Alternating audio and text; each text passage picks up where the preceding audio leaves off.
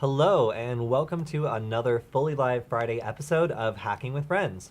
My name is Cody Kinsey. I am a security researcher at Varonis, and today I have my good friend and fellow hacker Alex Lin here to help me go through the weekly security news that we have rounded up for all of you. So if you have any comments, if you have any questions, you can also feel free to jump in the chat. But if you want your question answered on our weekly Q&A stream, then make sure to leave it on the YouTube channel in the comments, and we will make sure to cover it on our Tuesday Q&A chat. Alex, thank you for joining us. Of course. So there's lots of stuff to talk about this week, and some of it I might have touched on a little bit last week, but I just think it's so exciting I'm going to cover it again. That being the ability to do promiscuous mode on CircuitPython. I think that's super cool for anybody who wants to build Wi-Fi based projects. But yeah, let's go ahead and get started this week. I'm going to give, of course, a big shout out to Zam, who is responsible for basically all the news. So thank you very much, Zam. You really gave me a lot to work with this week, and a lot of these things I think a lot of people are going to find very interesting. So, all right. Let's go ahead and switch over to my screen. And just to get it out of the way, because I just want to talk about it, there's two developers who, that's Anecdot and Microdev. They have created a sketch that makes it possible for you to do promiscuous mode on CircuitPython. And this library allows anybody to get started with using Wi-Fi to make their project unique. So that could be a deauthentication detector to know when you're under attack. It could be something that lets you know when a particular device is nearby, like a friend detector. It's really cool that you can write this in Python on a microcontroller now, and these are the two people that are responsible for that. So I just want to give them a big shout out because it is so cool that on a little microcontroller like the ESP32 S2, which I have embedded in this Wi-Fi nugget here, I can go ahead and now, do really whatever I want with Wi-Fi by reading these raw packets. Now, there are some restrictions where I can't read encrypted packets, so that means that this is just limited to management packets. And as far as I know, you cannot grab like handshakes right now. I haven't seen that. I haven't really tried to do that, but it looks like that's a restriction. But it's still really interesting to be able to tie the actions of whatever your board is doing to a particular Wi-Fi event. So if you're interested in Wi-Fi and hardware, this is a really cool way for you to get started doing this without needing to know any Arduino or any C++, which is obviously a little harder for beginners to get started with. So of course, Alex knows this is something that has been possible in Arduino IDE for a while on a number of different boards, but getting this working with CircuitPython is certainly something special and really cool. So thank you and shout out to these two developers for doing that. Alex, yes. You got some news you want to go over first? Sure. This one is pretty spooky. All right. If we want to switch over to my screen. So there's a vulnerability in certain Intel chips where if an attacker has physical access to it, they can basically exploit a hardware module called the TPM chip, which is, I think, like trusted protection something or another. But basically, this is a chip that's interfacing like directly over an SPI bus and handles like all of the built-in encryption and stuff like that. Ooh, let me zoom in. It basically handles like all forms of encrypting data on these actual processors. So with physical access to this chip, an attacker could potentially just sniff what's going on over the SPI bus and use this to decrypt like all sorts of things, like be able to bypass code signing, BitLocker, and other stuff like that. Huh, okay. So it's pretty sneaky. So that does require you to have physical access, though, right? Because you would be sniffing over the SPI bus? Yeah, that's one of the traditional ways to attack this chip, but I think there's another exploit that was developed for this where you don't need to actually physically access the chip, but just have access to the computer and be able to put this into, be able to put the processor into developer mode and still find a way to access the encryption key. So this would be like an evil maid attack, where like somebody might be staying at a hotel, and then when they step out, somebody else like steps into the hotel and briefly has physical access to their computer. Like if they were able to do this, then it probably means they would be able to like write software to the disk as well if they wanted to put like spyware or something else on it. So this represents a vulnerability for anyone who is leaving their computer unattended somewhere where it might be I don't know, like a hacking conference maybe. If you were to leave your computer at a DEF CON, this sort of thing might be a problem. Yeah, apparently this exploit also works on like, well, it works on basically anything that's using these Intel processors, which the list includes things like cars that even are using this processor, like Tesla cars, which is pretty spooky. Oh, and someone had a question for us in the chat asking what our certifications are. Neither of us have certifications, so think about that. All right, so anyway, going over to my screen, unless you've got some more details on this one. Not quite. Cool. A lot of businesses got some pretty spooky emails purporting to be from the FBI last week. And this was a really crazy series of events that saw a person who had basically like hung out with a bunch of like criminal hackers and then ended up being like a mole and was like actually like reporting back to some company about them and providing services. All of that person's former buddies got really mad and then have been shouting them out in all these like really ridiculous high profile campaigns, including this one. So there's a little bit of like a personal spin to this one that made this a bit of an unusual event where all these companies began getting emails from a ic.fbi.gov email account that was from FBI infrastructure. So this was really scary because people had no idea, like, why am I getting an email from the FBI and why does it actually have information that seems like it might be related to an attack but isn't. So this was one of the first tweets I saw about it, and this is what some of the content was. Our intelligence monitoring indicates exfiltration of several of your virtualized clusters in a sophisticated chain attack. Like, okay, that's a lot of jargon. Like, maybe we're playing here. But if you continue to read it, it sounds weird. This is like not something that like like a Fed would write. Like there's this sounds like a email scam, but it's coming from an FBI server from an FBI email account. Right. So in particular, they're like, we identified the threat actor to be Vinny Trina, who like happens to be a guy that made a bunch of black hat hackers really mad, nice. Unrelatedly. Like, so this attack was, for one, personal, and for two, very, very high profile, because lots of super important businesses and organizations got these spam emails from the FBI that, really you should not ignore. So, I mean, it looks like the FBI has shut this down. It was basically poor coding on the part of a certain portal that allowed you to sign up and then start doing things before you really got approval. The technical details you can read a little bit more in some of the stories that cover this. But really what was interesting about this is when someone got access to the FBI's email account, they chose to roast their buddy who had just betrayed them rather than like commit any real crimes that would gain them money or further some sort of agenda. Really, they just used it to like graffiti his name on a bunch of emails that went out from the FBI. So really weird how some of these attacks are like highly like threat actors, highly financially motivated, like nation state backed. They're like sowing the seeds and waiting, and then some people are just like, this guy sucks. Signed, the FBI. So, all types. It's really interesting that the FBI's infrastructure could be compromised like this in such a public way, and then the people behind it are really not doing anything other than showing off the fact that they can do it and letting everyone know they don't like this guy. That's the best way, I guess, to disclose a problem. I mean, just crap on your buddies like that. I think the best way would probably be an email to the FBI letting them know about this. But I mean, this is certainly, if you're going to be a criminal hacker, it's the quickest way to demonstrate it's like screwed up. Yeah, just I guess troll them. Yeah, it's very obnoxious. So. You can almost guarantee that having touched a federal agency and then scaring all of their domestic and international partners at the same time, you can expect to see an arrest in connection with this at some point. So stay tuned for that, because it's very rare that someone will, log into the FBI's infrastructure, send a bunch of stuff, and then like not end up getting caught by embarrassing like the premier law enforcement agency in the United States. Of all the people to embarrass, this is perhaps the least forgiving. So we'll see what happens. But yeah, this was a very crazy turn of events.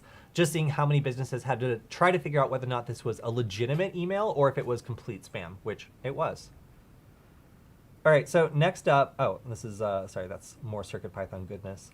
It's very sad news today. It's hard at the top. And if you are, I love this like resignation stock photo. It really did look like this, everyone. So we talked about NSO Group. Do you remember what NSO Group does? Aren't they like a Ransomware as a service? No. Or is that the other one? That I is, mixed them up. Yeah. So the NSO Group is an organization that buys zero-day vulnerabilities and then weaponizes them and then sells them to some incredibly sketchy people around the world so that they can turn around and use them on their enemies. This usually involves journalists, human rights offenders, and minorities who otherwise can't defend themselves because they don't know about these technical flaws. And this gives these very sketchy people incredible amounts of control over their populations or the ability to strike out against their enemies, even when they might be in other countries. So the United States did not like this because there were a bunch of United States citizens and journalists who were being surveilled by people who did not like them abroad. And because of that, they were recently blacklisted from certain transactions, meaning citizens in the United States or businesses in the United States were forbidden from transferring certain types of technology and doing other sorts of business with this entity, which obviously makes it a lot harder for them to exist. So it looks like all of that heat has just made it so this the group's new CEO decided that maybe this was not the organization to be the very public CEO of, seeing as this organization's whole thing up until recently was having no one know about them, being the very public face of them, maybe it seems like now's not the best time. So that guy decided he wanted to go and do something else other than be a giant target for basically everyone who hates this company. Which anybody who doesn't want to be illegally surveilled by an outside party who just happened to buy some cyber weapons maybe wouldn't like this company either. So there are some other companies that have also been affected by this ban. This one, Candero, is another one that's been getting a lot of heat lately for the kind of business that they do, and I believe they were also added to the list. So I don't know if they were actually impacted at all by this, but at least some sort of action is happening from this pressure, because honestly, these companies make so much money, and they're able to transform themselves so quickly that I don't think. When you pin this all on one specific entity, a simple rebrand is really all it takes in order to get around these sorts of things. And I feel like these people are far too clever to have not figured that out. So, I mean, maybe this CEO is just going over to their new rebrand for all I know. And this is all smoke and mirrors. But it is interesting to see that these sanctions are having some sort of immediate public effect, even though, as I said, a simple rebrand seems like it would be all that's necessary to get around this issue. So if you've ever shared a link on TikTok, you might be kind of interested to know that that person can then see that you clicked on the link, and then also you can see their profile name. So if you wanted to, for example, get someone's TikTok profile, you could just send them a funny link, and then you would be actually just invited to add them on the service, which means you instantly get access to their username, which is something that not many people know, but is happening more and more as TikTok starts to connect your friends, family, and other people in the real world around you.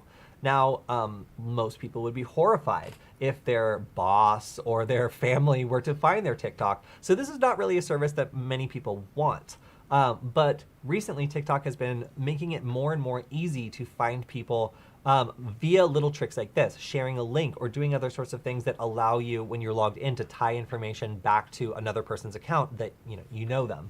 And this is something for a lot of people that they, again, do not want and do not see as something they want. So I really like this Wired article on the different ways you can try to prevent this from happening. Again, one of them is just not sharing links with other people, because it is a really easy way for someone to get your username, and then also for TikTok to start tying you together. And even if it doesn't have access for your contact list, it will continually try to do this by offering up the little pop-up that says, oh, I see you're trying to send this to someone in your list. It would be faster if you just give me access to your contact list. But as soon as they get it, of course, they digest that list and then build a connection and use that information to try to, sell you stuff. So if you use TikTok, I recommend you check this out and just kind of learn about the different ways that it's trying to figure out the people around you. It's trying to figure out your social network and the people you know, because this is really, really valuable information for any advertisers or anybody who wants to know more about you. And you can go through and see a couple different options you can disable in order to try to lock some of these settings down that have recently been turned on by default. But if you care about privacy and you're using TikTok, obviously those are kind of like diametrically opposed goals.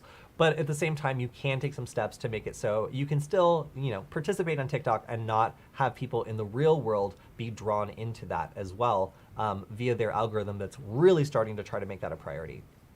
Pretty creepy. That is. All right, what do you got, Alex? Let me see what I have. Another hardware exploit. So this one uses an old attack called Rowhammer, which is a type of physical exploit in RAM chips. So what it basically does is it actually uses a type of thing that manipulates how electrical connections work within the actual RAM chip by basically spamming electrical pulses that can mess around with other areas of the RAM, like unintentionally. So you're talking about flipping bits. Yeah, basically. So this is a pretty old exploit, but apparently a new one was developed called Blacksmith, which uses a fuzzing type technique to just mess around and see. Let me see. But basically what it does is it uses this old exploit in order to achieve the same thing on newer modules of RAM like DDR4, which were purportedly supposed to have protected against this. Yeah, and if I remember correctly, the issue here was if you like spam it like either too fast or if you spam like a bunch of write operations to this, it'll cause errors in adjacent rows, and you can cause like memory that you're not supposed to be able to interact with at all to flip bits. And if you just do this like crazy and just start flipping bits, eventually you can flip a bit that causes a crash or a bug or something that lets you get escalated access or allows you to get access to information you're not supposed to have. Right. And yeah, I remember they're just like, yeah, we'll protect this. We'll just make it so that if one cell is being written there, we like freeze the cell next to it. But then, just by spamming this really, really quickly with a fuzzing technique, they basically found that, yeah, you can actually still completely flip bits. And like they haven't protected it against this much more repetitious attack, but it still works. You just have to step up the frequency, I think was the way it works. Yeah, and what's scary is they were able to use this new fuzzer in order to like sort of pinpoint the optimal way to exploit this by just running it over the course of like hours and determining the most optimal way to like screw around with the memory. That's cool. Yeah. So so this affects all memory, or it seems like it's pretty severe. I'm not sure, but it said it also works down to things like even like Android phones are susceptible to these attacks. But yeah, it seems like almost all forms of memory are up to even like DDR4. But they said DDR5 modules are potentially going to fix this problem. Wow. Yeah, this is a really old attack. This is like a really, really old attack. We've been talking about this for like a long time. So the fact that this keeps coming back just means that this might even be like an infrastructure or hardware problem that they're trying to fix in software, and it's just not quite working. Right. Or at least the fix that they implemented all like it was like 2016 or something. This is a pretty old attack, but yeah, the fix that they implemented was fixed part of it, but not the entire problem, and that's what's coming back to bite us now. Yeah, it's just scary that it relies like on electrical connections being like fundamentally sketchy. Yeah. Okay, so let's go over and switch over to my screen. And this is a story that I think is really interesting. If you haven't considered the way that AI is affecting prisons, then it's something worth thinking about. For one thing, surveillance in any sort of correctional institution works differently than surveillance in the rest of the country. You basically can do whatever you want, provided it has a vested interest in keeping the place safe. And of course, that's a very, very broad rationale to have. So you can really do a lot of stuff that goes pretty far in order to, surveil the population and get as much information as possible about them. So, sorry, what has kind of been implemented here is a scanning system that listens in on phone conversations and scans for specific keywords. But the problem here is it's not just scanning for things related to crime, it's also scanning for things related to like COVID-19 or complaints against a facility that somebody might be launching. So if somebody had, if somebody had issues with the correctional institution and they wanted to talk to a lawyer about it, this system would automatically scan, flag, and then deliver to the people who were being complained against all the information almost in real time that was being discussed by an inmate. So obviously, if something's crime related, then the prison has a vested interest in keeping an eye on conversations with the outside. And this has kind of always been a thing where these sorts of conversations have been surveilled or have the expectation of having surveillance. But now the fact that this is automated and can allow you to basically scan through for certain keywords, which again might not be related to crime, It could instead be related to issues at the prison that maybe people don't want getting out, or complaints against officers that maybe they want to get in front of before the formal process goes through.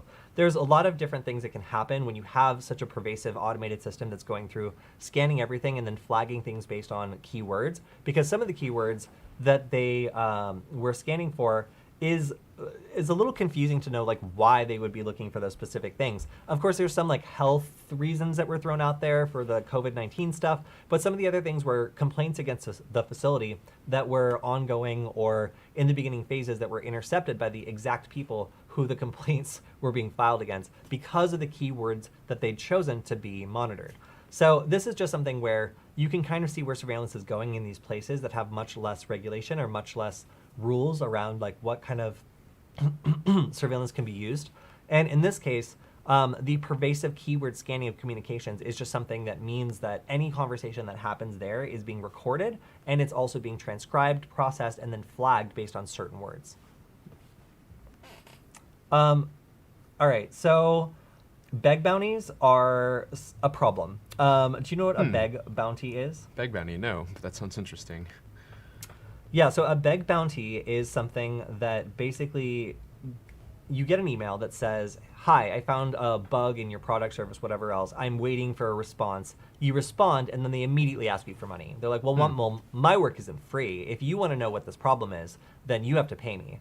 And then if you were to pay them, they would come back and tell you that you have some incredibly low-level bug that is not very important or an issue at all, and they probably found it from some automated scanner. So companies usually are pretty sketched out to work with like no-name security researchers who hit them up because they get beg bounties all the time. This is just something that is an unpleasant part of having a product or having a service is people hit you up and try to ask you for money constantly. So one of the reasons we tell people who are, like letting a company who doesn't have a bug bounty program know about some sort of issue that they shouldn't ask for money is because it looks like this. And because so many people will come at these non-technical business owners purporting to have found some very serious vulnerability and demanding some sort of money for compensation, a lot of the time they either don't listen to these emails anymore because they can't tell the serious ones from the spam ones, or they immediately, as soon as you ask for money, will just assume that you're a criminal or you are a scammer. So this is like a real world example of why it's so difficult for people to report these sorts of things. Because if you don't get really like a technical sense of what's going on and you just get these emails constantly, you're not really going to want to listen when somebody tells you that the real thing is happening. So if anybody has gotten these beg bounties, I personally have gotten multiple of them. And I absolutely hate them because they don't do anything to help the community. They really just make security researchers look bad, and they make it much harder for people to do things like do excellent security work and then maybe ask for compensation, because it immediately makes them seem like a scammer and probably will really turn off whatever business they're talking to. So yeah, a lot of younger security researchers don't understand that, but these are the kinds of things that they are up against when it comes to notifying a company about a potentially serious issue. That's pretty lame. Yep. Okay, so this is one that is still ongoing apparently. There was a patch for this particular exploit, and this was in April 2021, but a lot of organizations have not actually applied this. So as many as 30,000 servers are still unpatched, and here we go. I love big thank you for all of these saving clicks. There's a HackerOne write-up, GitLab advisory, public proof of concept, that's bad, and then a report on the first attacks. But here you can see in the HackerOne write-up exactly what all the fuss is about. And it seems that this is a denial of service attack that of which this is the kind of report about it. If you have GitLabs and you want to learn more about it, you can obviously check this out here. But thank you to Zam for sending this one in.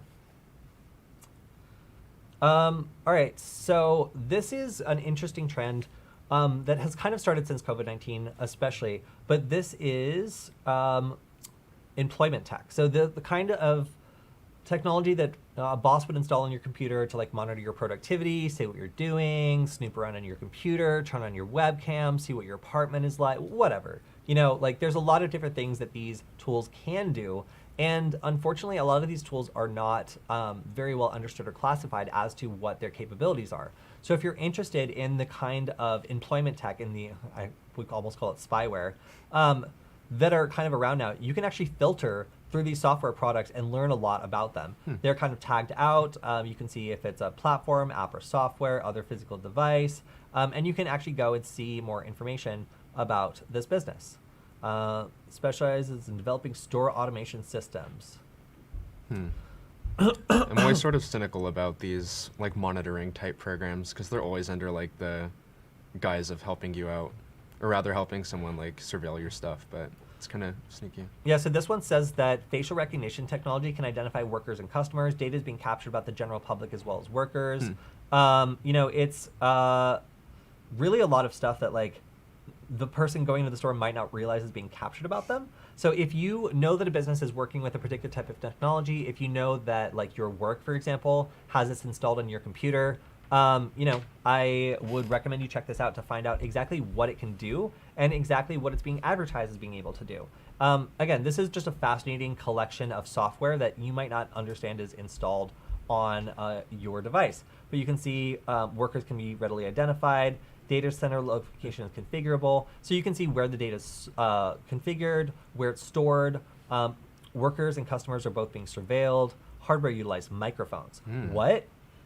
So, you know, save time and money while providing organization customers with the best possible contact server. Yeah, so... it's all just selling data on the users. Nice. Yeah, and it's using a lot of like machine learning and other sorts of stuff to basically like learn about customers and also employees. So very sketchy stuff. If you, again, have this sort of stuff installed on your computer or you work in a business that uses this, definitely worth checking out exactly what it's up to.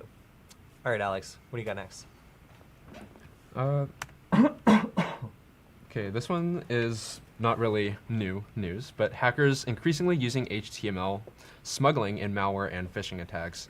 This seems to be a pretty common thing because you can use inherently trusted programs like HTML and JavaScript, which are usually just used like on your browser and things like that, in order to smuggle things like stagers to create payloads basically locally on your computer. So like once an HTML page is downloaded, this doesn't require like really any authentication and is able to just like directly pass through a network without being picked up, since like this usually doesn't contain anything malicious. So basically attackers are seeming to increasingly be using this technique in order to assemble malware on computers. And one example of this is this Go-based malware that was developed in order to create a skimmer for credit cards on various e-commerce websites that uses this exact technique to basically use HTML and JavaScript in order to assemble the malware locally. Wow. Okay. Yeah. Well, that's not good. Right. All right, let's switch over to my screen. And this website looks encrypted, doesn't it? Yeah. Yeah. I mean, like to the untrained eye, this is not good. Because I really doubt that, you know, bridespedia.com or whatever is actually wanting me to see this instead of like a bride or whatever's on here. So the average user would be like, oh no, this website got encrypted. I have to pay 0.1 Bitcoin to this random address. Well, okay, actually, guess what? It's not encrypted. It's not encrypted. So a lot of different WordPress sites are being hacked, but really the hack here is that a WordPress theme is being modified to make it look like they were hacked, and all of their posts are being set to unpublished. So no data is gone here. Nothing is encrypted at all, actually. Instead, this is just somebody who has been able to access the WordPress settings and modify the theme and modify the posts. So this is like an automated attack that went out against like a bunch of different businesses, and you can still see examples that are up, as I discovered, that still have not been reverted to their previous state. But really, you don't need to pay like 0.1 Bitcoin to anyone. Just, you know, remove the theme and then set your post back to published, and you're back in business. So kind of a funny attack that this actually is not a ransomware attack. This is someone who is riding the wave of ransomware attack popularity and has basically decided to like, pretend to be a ransomware attack because it sounds more scary than anything else that this attack could be. A ransomware attack on like a website like this would also be a little confusing, but whatever. In this case, these people are trying to make a buck, and also I think that this mentioned that their IP address has been captured in the configuration portals like multiple times. So like Nice. obviously like they are not being very sneaky with this. But it's an interesting attack because essentially this is a social engineering attack. They got access to something that's like kind of not that useful, and they tried to make it appear useful by pretending to be a bigger, badder, stronger attack. So that's pretty funny to me just because like, this person wasn't capable of pulling off a ransomware attack. So they pulled off something that looked close enough to a ransomware attack that a couple people will probably pay them. That's pretty sneaky, Yeah, but also dumb. It's pretty sneaky, but also dumb. Yes. All right.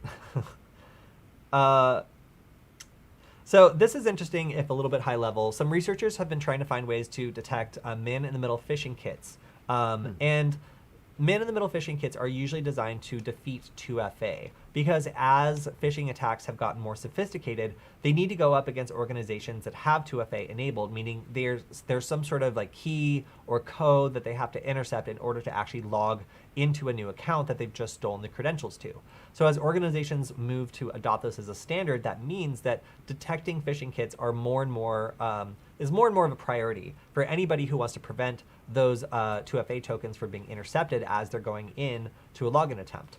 So, long story short, this is kind of doing a lot of different things to identify anomalies with certain types of requests. So if it takes too long, if it takes too short, if it seems similar in a fingerprint fashion to other sorts of attacks that have used similar infrastructure, then this is supposed to create sort of a red flag for different attacks that have been detected or are easy to detect just by examining time of flight and other types of not time of flight, the what was it, let's see, using fingerprints and network timing discrepancies. There we go. Okay, so timing discrepancies to look for these sorts of infrastructure setups that would be standing in between a user and a login. So that would mean that maybe the first part of the login is legitimate, but then the user gets redirected over to like a proxy page and is attempting to use that to stand between the user and their actual login attempt. So because this is such an easy technique, it's definitely worth developing these tactics to try to find these attacks as they're ongoing. But you can see this is a map of geographic locations of phishing websites. Larger circles indicate more IP addresses in a given area. So yeah, it looks like New York is very popular. All right, so an interesting development. Again, pretty high level. I'm not sure when like the average user is going to see this, but still. This is an emerging threat and an interesting way of trying to detect it as people get hit with these sorts of attacks more and more often. Okay, so this is pretty cool. And again, this is a news piece sent in by Zam. So this is a Android banking Trojan that's abusing accessibility features to do overlays. So basically, this is overlaying itself onto other applications and stuff in the way that like certain accessibility apps will do in order to help disabled users. And by abusing this feature, it's able to also try to bypass setting up like a new device on an account, which requires all sorts of authentication and causes issues. Like if you're going after someone's bank account, you could like try to steal their credentials and log in and somehow approve the new device, which is going to set off lots of alerts.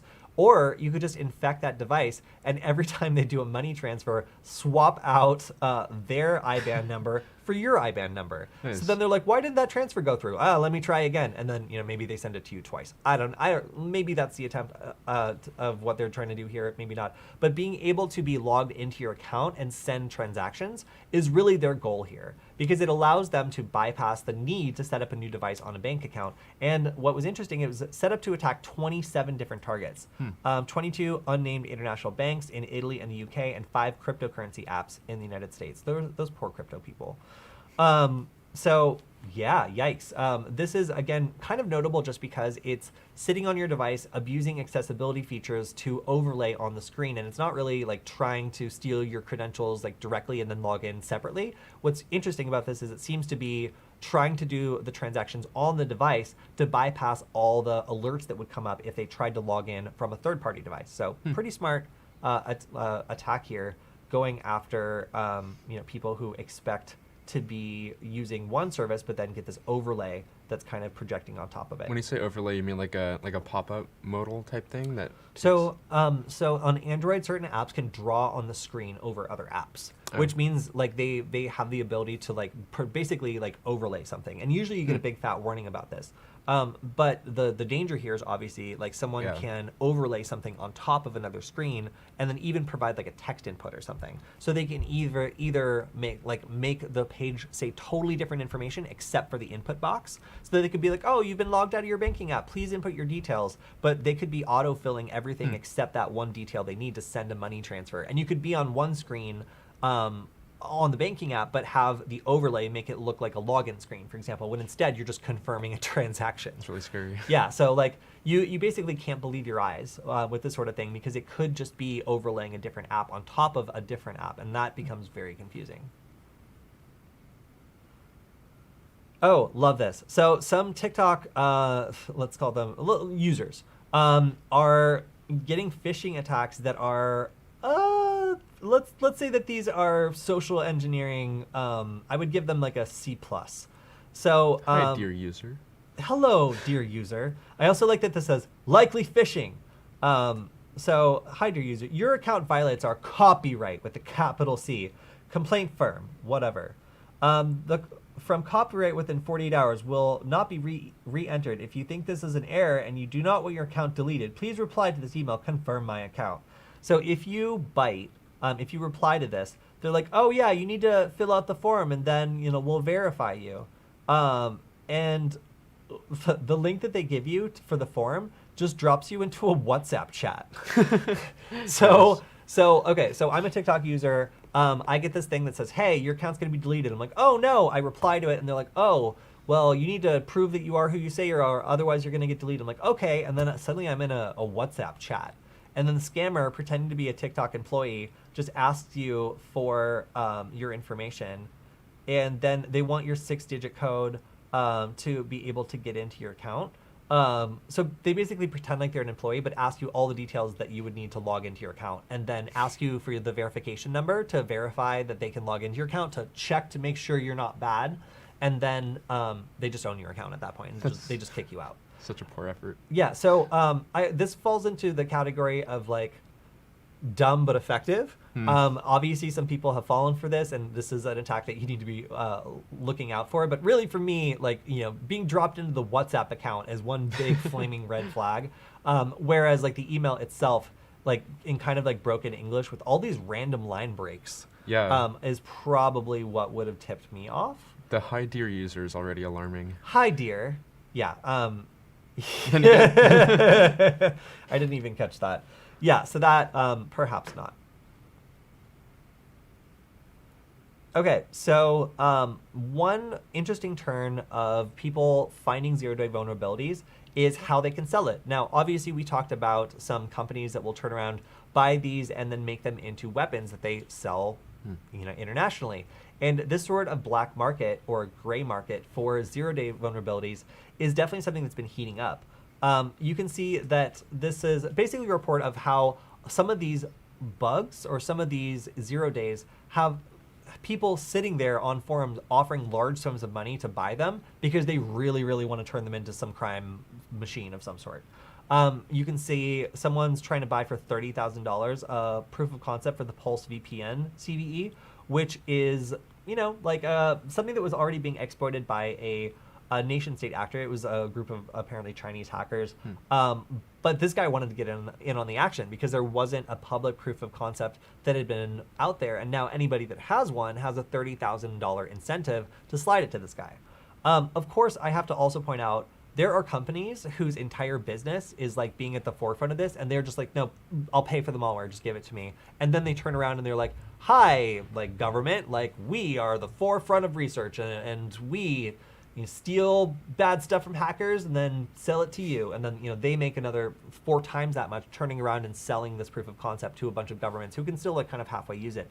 There's also the trickle down spyware market, where this could be used to develop some like catch your cheating spouse app that's secretly actually just used for stalking, just by using this proof of concept to develop an application around it if it's widely applicable enough. So these sorts of gray markets or black markets are pretty common.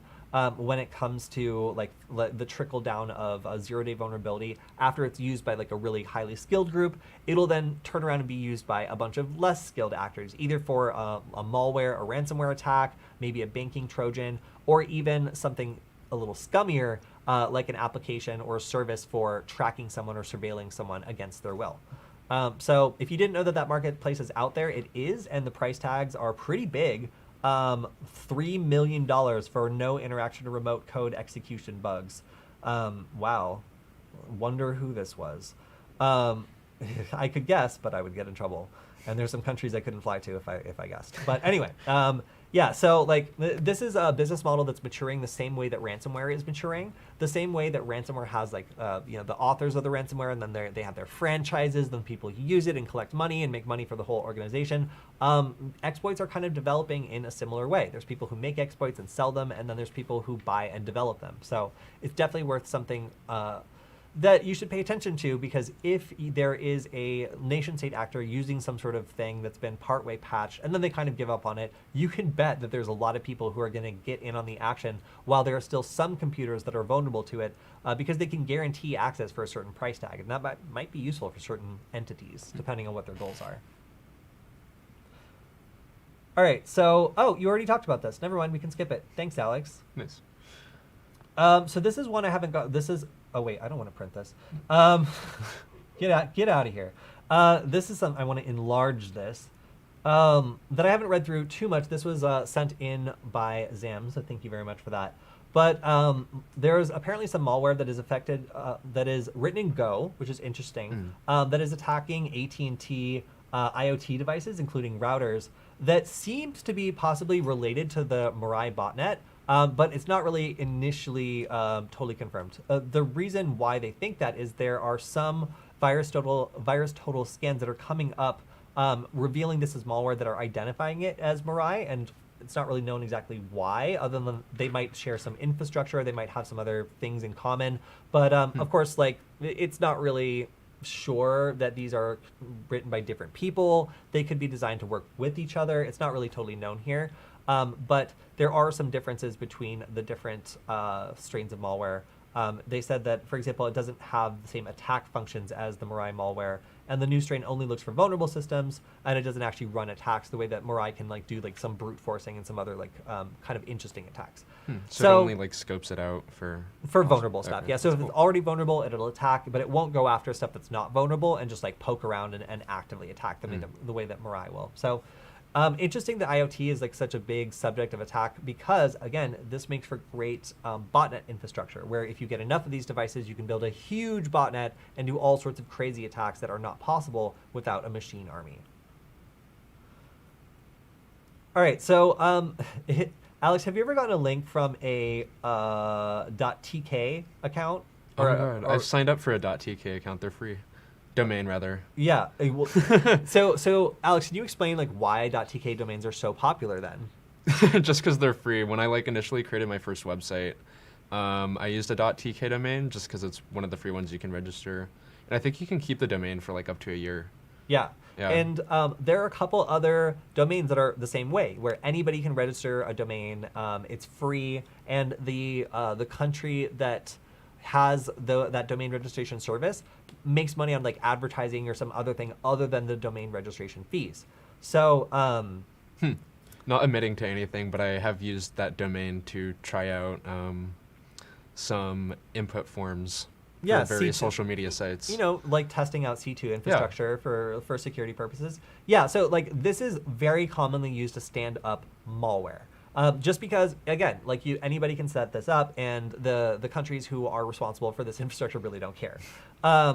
So this is basically a breakdown of the worst cases of like malicious domains, and obviously .com is like probably the more convincing one you would want to use if you had money and you were a threat actor. But .icu, .xyz, .cn, .ml, .tk, of course, you got to get your TKs in there, .cf, .ga. Just really interesting to see which ones are the most used by these sorts of threat actors who are looking to stand this up. So there's also .zw, .bd. My favorite one was CU. And the reason I like that is this is one of the most common ones for C2 infrastructure. Oh, nice. So if like it's exchanging information between like bots and whatever, the fact that it's at a .cu is kind of cute. Yeah, I've registered like half of these .ga, ml, and tk.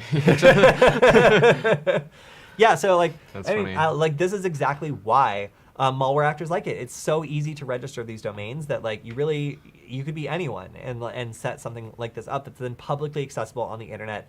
Of course, a lot of companies will just write filters for this, where they're like, if any computer is trying to talk to a .cu, call me, and shut it down. And same with the .tk and some of these other ones that are very commonly used. So if you didn't know that there's a cluster of different top layer domains that really are commonly associated with attacks, then surprise, they are, and these are a lot of them. Okay, so this is something that I think is a really good change. This is a new regulation that requires banks to report cyber attacks within 36 hours. So if a really substantial cyber attack, I think it said major cyber attacks, if they have or will likely have impact on their operations, their ability to deliver banking products and services, or the U.S. financial sector's stability. So that's a pretty, still, I mean, their operations is like pretty loose definition. So it seems like this is just kind of mandating that there be some sort of reporting for banks when they get hit. Again, the people who insure them probably have a vested interest in knowing that this has happened in order to like assess the situation and figure out like what's going on. So like obviously the government has a pretty vested stake in this. But yeah, it seems as though this is getting a little bit better when it comes to like mandatory reporting of cyber attacks when it comes to people's money and banks and the sort of thing that would be critical infrastructure if it were to get hit. So this makes me actually really happy to see, because right now, as far as I know, there's not really a lot of like mandatory reporting requirements for like much of the infrastructure that we use on a daily basis if it were to get hit with ransomware or any other sort of cyber attack. So it's good to see this start to be rolled out, because frankly, I would like to know. Yeah. Just like shoving the problem under the rug doesn't really help the users. No, it's just good for, it's just really good for the company's stock price, not really good for the consumers. All right, so we're almost out of time, so we're going to go through these last ones kind of quick. The CISA has released cybersecurity response plans for federal agencies. So Cybersecurity Infrastructure Security Agency is an agency that is trying to make it easier for various private companies, especially ones in critical sectors, to be able to responsibly respond to a cyber attack. Because, I mean, at this point, they really should have a plan. They can't just go around acting like it's never going to happen to them. So these playbooks are supposed to give FCEB agencies a standard set of procedures to identify, coordinate, remediate, recover, and track successful mitigations from incidents and vulnerabilities affecting their systems. Great. That is wonderful, because a lot of these organizations have all been just kind of cowboying it and just doing whatever when it happens. And now this is such a common event, it really makes sense for everyone to have like a kind of a coordinated way of dealing with it if they're all going to be working together.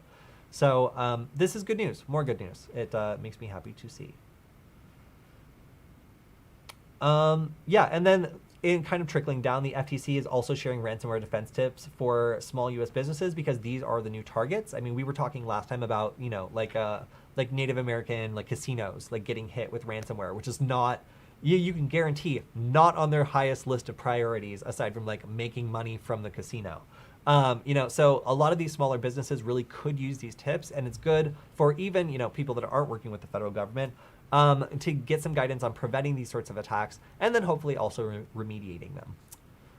Okay, I think that's all we have time for today. Again, big shout out to Zam for giving us so many of these great topics, because I wasn't even aware of a good quarter of these until he shouted them out. But yeah, if you have any stories that you think that we missed, or if you have any questions on these stories, go over to the YouTube channel and leave us a question, and we will answer it on the live Q&A stream on Tuesday. And yeah, that's all we got for today. Thank you, Alex, for joining us. Of course. And we'll see you all next time. Bye.